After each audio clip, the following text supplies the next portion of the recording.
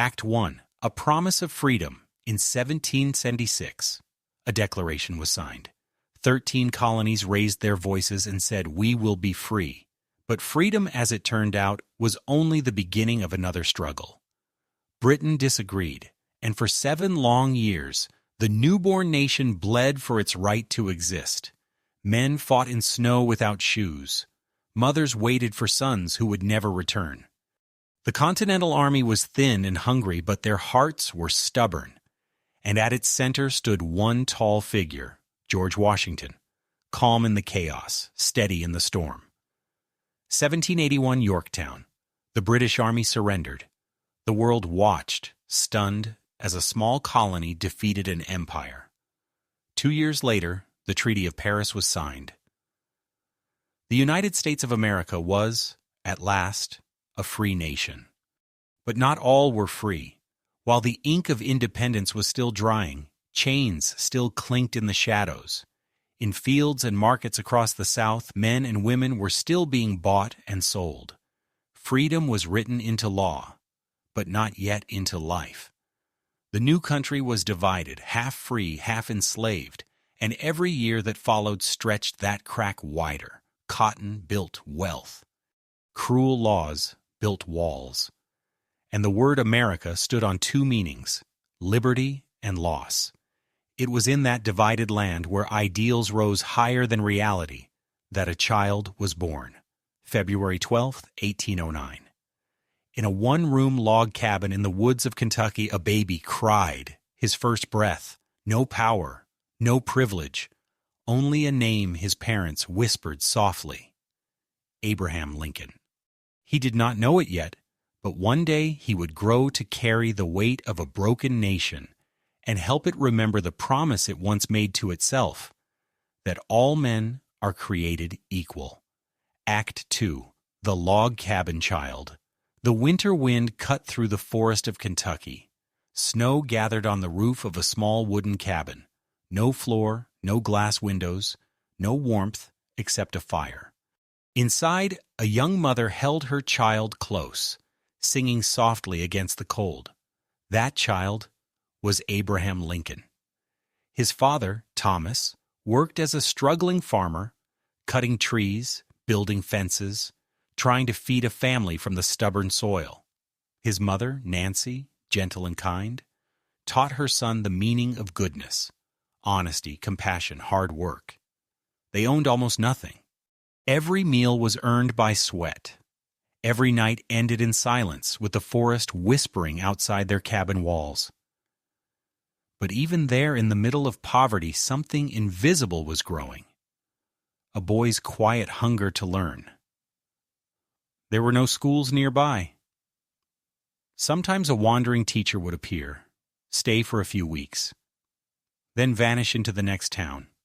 In total, Abraham Lincoln had less than 1 year of schooling in his entire life.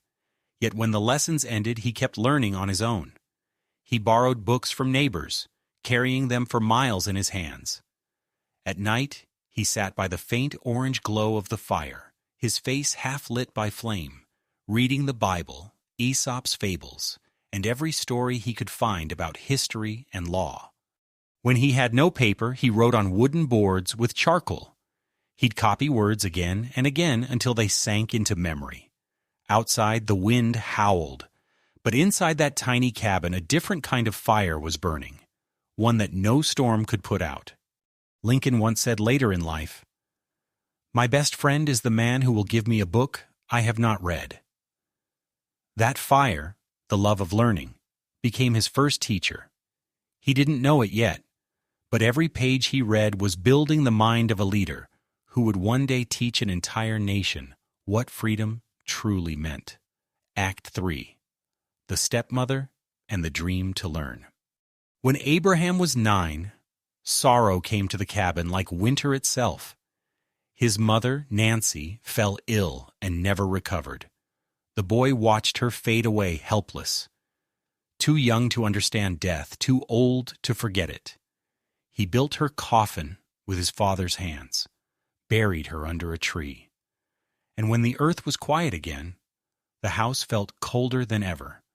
For months, silence sat beside him at the table. Until one day, a new voice entered the home. Her name was Sarah Bush Johnston, his stepmother, and she brought something rare to the Lincoln cabin: warmth. She had known hardship herself, but she carried laughter, kindness, and the wisdom of survival. Sarah looked at the tall, thin boy with his serious eyes and quiet ways, and saw something his father could not: a spark that needed protecting. She gave him books, stories, encouragement. She told him, "Abraham, if you want to learn, learn."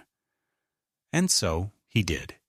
He read everything he could find: newspapers, law manuals, even old sermons. He read aloud to his family, his voice trembling at first, then growing stronger, steady, certain. While others saw just a poor farm boy, Sarah saw a mind being born. She said later, "Abraham was different. He wanted to learn, more than any child I ever knew." But survival left little time for dreaming. When the family moved west, first to Indiana, then Illinois, Abraham worked as hard as any grown man, plowing fields, splitting logs, building fences for neighbors. The work left blisters on his hands, but it built strength in his character. People called him the rail splitter, and the name stayed. Yet even in those long, dusty days, something else stayed too: a picture in his mind of the world beyond the fields. At 19, he saw it for the first time. Hired as a flatboatman, he sailed down the Mississippi River to New Orleans. There he saw a city full of life and trade, and one sight that never left him. On the docks, in the markets, men were selling other men. Families torn apart, children crying out for their mothers. Lincoln stood frozen, watching, his heart breaking quietly inside him. Years later, a friend would say that in that moment, he made a silent vow: "If I ever have the chance to end this evil, I will." He didn't know how, he didn't know when. But from that day forward, his dream to learn became something more. A dream to understand people, to fight for justice, to give meaning to the word freedom. Act 4. Honest Abe and the Village Years. By his early 20s, Abraham Lincoln had already lived a dozen lives: farmhand, rail splitter, flatboatman, hired worker. But none of them felt like his true calling. He wanted to understand the world and serve something larger than himself.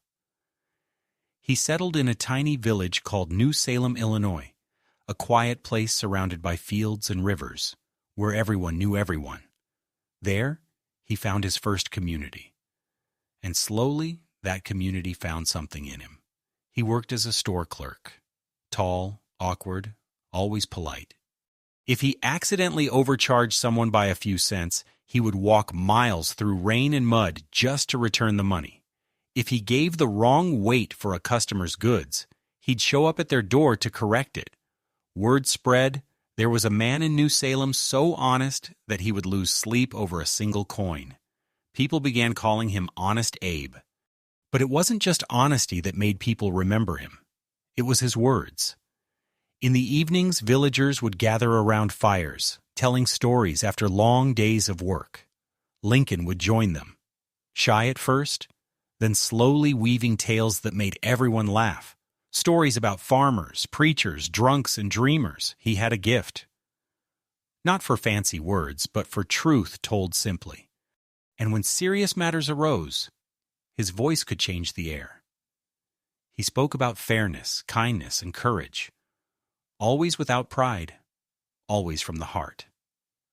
That was where his public speaking began. Not on grand stages, but under open skies, in small crowds of neighbors who listened because they felt seen in his words. Still, his hunger for learning never stopped. He borrowed books again: grammar, mathematics, law. He'd lie under a tree after his chores, a book open across his long arms, his lips moving silently as he read. He had no formal teachers. But the world itself became his classroom. Every person he met, every problem he solved, every story he told, taught him something about human nature. Those quiet years in New Salem were more than a chapter of youth. They were the forge, the place where the boy who loved books became the man who loved people. And through honesty, humor, and words, he began to shape something greater than reputation. He began to shape his voice, the same voice that would one day speak to millions and remind them what decency sounds like. Act 5. Failure and Preparation, the first election. By 23, Lincoln had become a man people trusted, not because he was rich, but because he was steady. And that's when he made his first bold decision. He would run for public office, the Illinois state legislature. No college degree, no family name, no money. Just his voice, his honesty, and a desire to make life fairer for ordinary people. He walked door to door, introducing himself to strangers. He spoke of better roads, better schools, and a future where every child could read by firelight, just as he once had. But politics was not kind. He lost. Badly. And for a while he disappeared into silence. Yet something in him refused to stay down. Defeat didn't crush him, it clarified him. He realized that if he wanted to serve others, he had to prepare himself first. So he went back to study, harder than ever. He borrowed books on law and grammar, sometimes walking miles just to return them. He'd stay up past midnight, reading by the dim orange glow of a candle, copying entire passages by hand until the words felt like his own. When his eyes grew tired, he would stand and speak aloud to the empty room, testing his voice, shaping his rhythm, practicing every gesture, as if the trees themselves were his audience. He joined small debating clubs in nearby towns. Awkward at first, his tall frame towering over the crowd. But soon, people noticed something different. He didn't argue to win. He spoke to understand. And that, more than cleverness, made people listen. 2 years later, he tried again. This time, the people remembered the man who never lied, never gave up, never stopped learning. They chose him. In 1834, Abraham Lincoln was elected to the Illinois House of Representatives. He had lost once, but he had learned the secret of every comeback. Fail, then grow. That loss became the cornerstone of the man who would one day carry a nation through storms, because those who rise after falling learn how to stand for others. Act 6. The Lawyer of the People. When Abraham Lincoln passed the Illinois bar exam in 1836, he didn't celebrate. He simply smiled and went back to work. He had studied the law alone, page by page, by candlelight. No professors, no lectures, just borrowed books, and the determination of a man who refused to stop learning. He taught himself the way he had taught everything, slowly, honestly, until he understood not just the rules, but the reasons behind them. In court, he was unlike any other lawyer. He spoke plainly. He explained the law as if he were speaking to a friend over supper. And people trusted him because he made them understand. He didn't try to sound clever. He tried to sound clear. If he knew his client was wrong, he wouldn't take the case. He once said, "The man who represents himself has a fool for a client." But deeper than that, he believed a lawyer's job was not just to win, it was to protect justice. And justice to him was sacred. He became known for his fairness. Even his opponents admired him. They said, "Lincoln argues with reason, never with rage." Beyond the courtroom, he began to fight for things that would shape a nation. He supported schools, roads, bridges, the lifelines of progress. He believed knowledge should not belong to the rich alone. And though it was dangerous in his time, he spoke out against slavery, quietly at first, then with conviction. He said, "If slavery is not wrong, nothing is wrong. But he was still a man of peace, careful, thoughtful, never cruel with his words. He knew that change would take patience and courage. People began to see something rare in him. A man who could be strong without being harsh, humble without being weak, and powerful without losing his humanity. The tall lawyer who once read law by firelight was now standing in courtrooms, defending the truth itself. And as he spoke, his voice, that same calm, deliberate voice from New Salem, began to reach beyond Illinois. Soon, the whole country would hear it, and the nation, divided and trembling, would find hope in the sound. ACT 7, The Divided Nation and the Return to Politics. By the 1850s, Abraham Lincoln was respected, steady, and quietly successful. He had built a reputation across Illinois as a fair lawyer, a patient listener, a man who chose reason over rage. But beyond his courtroom, his country was tearing itself apart. The United States, barely 80 years old, was divided not by borders, but by belief. Half free, half slave. And every new territory that wanted to join the Union became a battlefield of ideas. Would it be free or slave? In 1854, Congress passed the Kansas-Nebraska Act. It sounded harmless. It said new states could choose for themselves whether to allow slavery, but to Lincoln, that was a dangerous illusion. Because if evil can vote for itself, it will always win somewhere. He said, "This nation cannot endure, half slave and half free." Those words were quiet, but they carried the weight of thunder. They called him back into politics, not for fame, not for power, but for duty. He gave speeches across Illinois, in barns, in town halls, in open fields. Farmers, teachers, shopkeepers stood shoulder to shoulder, listening to this tall man in a black coat speak with the calm fire of truth. He didn't shout. He didn't threaten. He reasoned. He told stories about right and wrong, about how a house divided against itself cannot stand, and people listened. Some hated him. Some feared him. But everyone remembered him. In 1858, he ran for the U.S. Senate against the famous Stephen A. Douglas, a man smooth with words, trained in politics. The two met in a series of debates, the Lincoln-Douglas debates. They stood on wooden platforms before crowds of thousands, under summer sun and autumn sky. Douglas spoke with confidence and polish. Lincoln spoke with conviction and clarity. He did not charm, he convinced. He did not attack, he appealed. And though he lost the election, he won something greater, the hearts of a nation beginning to wake. Newspapers across America printed his words. People who had never seen his face now spoke his name with respect. Defeat had carried him higher. Again. From the quiet of Illinois to the noise of a divided nation, Lincoln had become a voice. Not for one side, but for the soul of both.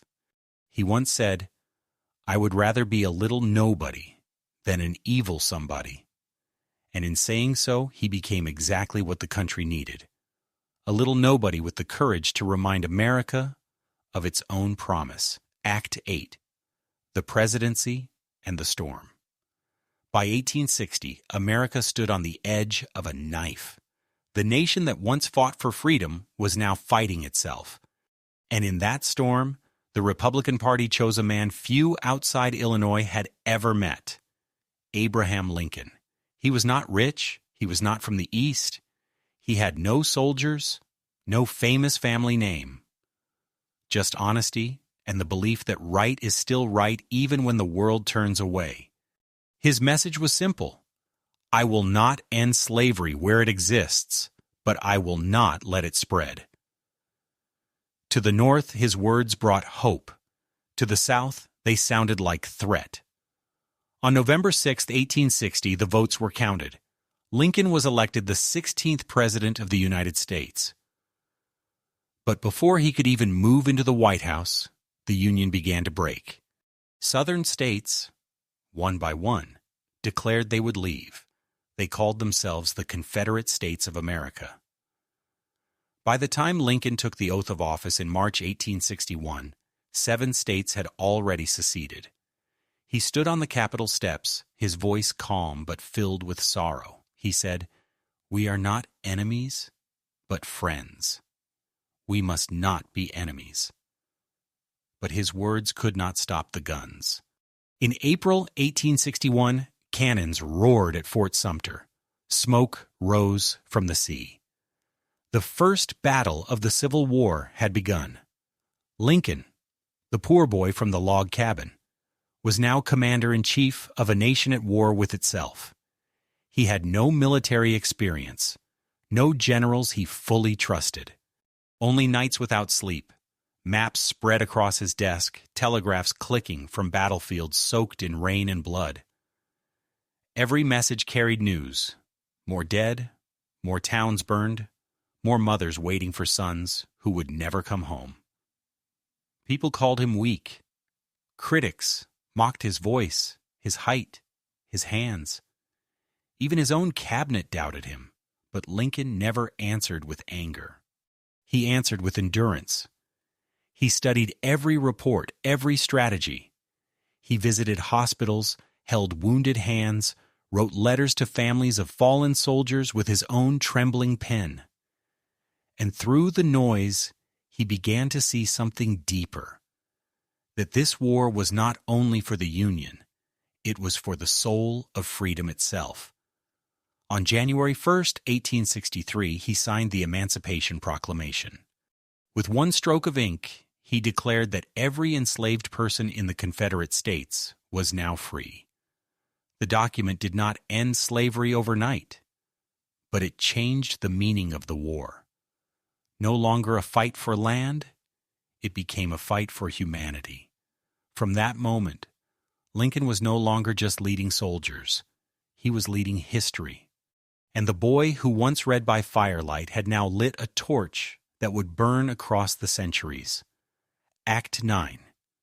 Gettysburg and the Rebirth of Freedom.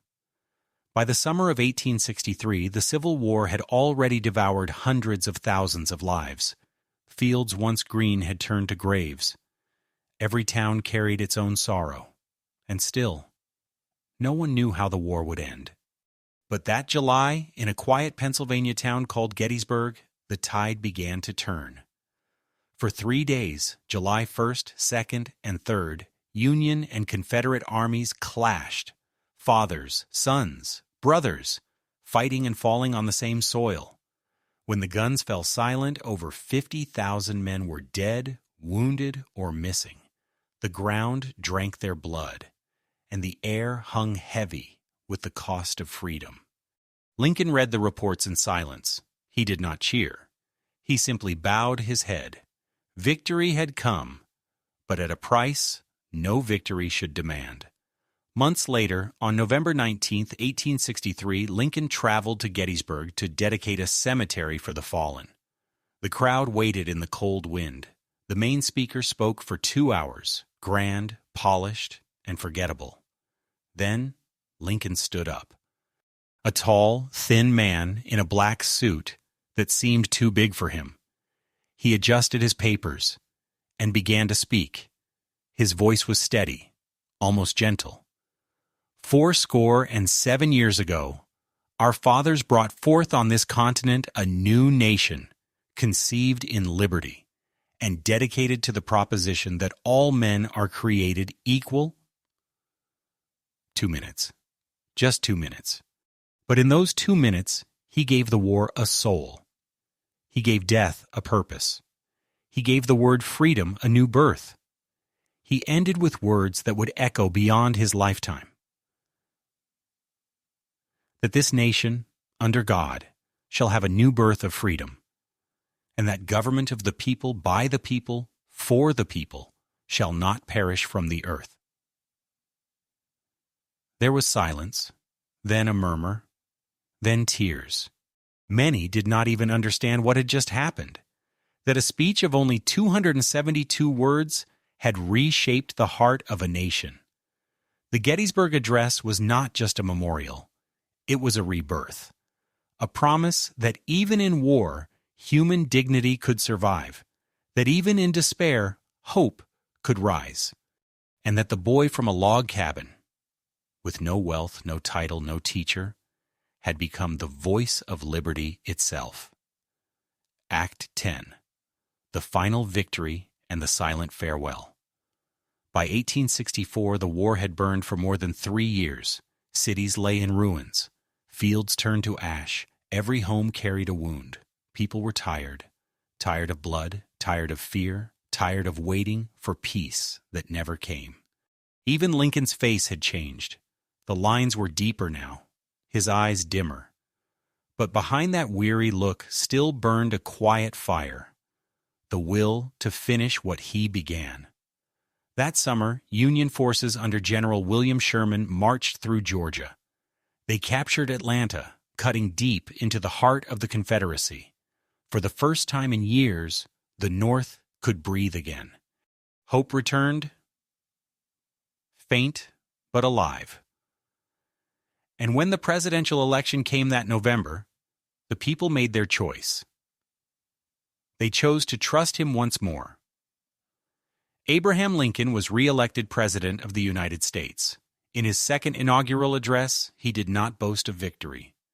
He spoke softly, like a father to a broken family. With malice towards none, with charity for all, with firmness in the right as God gives us to see the right, let us strive on to finish the work we are in, to bind up the nation's wounds. It was not just a speech, it was a prayer. And soon, that prayer was answered. In April 1865, Confederate General Robert E. Lee surrendered at Appomattox Courthouse. 4 long years of war were over. The Union was saved. Slavery was dead. Church bells rang across the nation. Crowds filled the streets, cheering, crying, embracing strangers with joy and disbelief. And Lincoln, the man who had carried their sorrow for years, finally allowed himself to smile. He dreamed of peace, of rebuilding, of healing. 5 days later, on the night of April 14, 1865, he went to the theater with his wife, Mary. The play was light, cheerful. People laughed. The war was over. The country was alive again. And then, a gunshot. A single sharp sound that silenced a nation. John Wilkes Booth, an actor and Confederate sympathizer, had slipped into the president's box and fired one fatal shot. Lincoln was carried across the street to a small boarding house. Doctors tried desperately to save him. But the wound was too deep. Through the night, he lay surrounded by silence. Soldiers weeping, ministers praying, his wife holding his hand. At 7:22 a.m., on April 15, 1865, Abraham Lincoln took his final breath. The man who had risen from a one-room log cabin to the highest office in the land was gone. Outside, church bells tolled across America. People fell to their knees in the streets. Men wept openly. Women fainted from grief. Even his enemies mourned. Because everyone knew they had lost not just a president, but the conscience of a nation. But death did not end his story. It only began his legend. He had given the Union life again. He had broken the chains of millions. And he had proven that greatness is not born in palaces, but in courage, in honesty, in the unyielding belief that one soul can change the world. Today, his words still echo. Government of the people, by the people, for the people, shall not perish from the earth. And through those words, neither did he.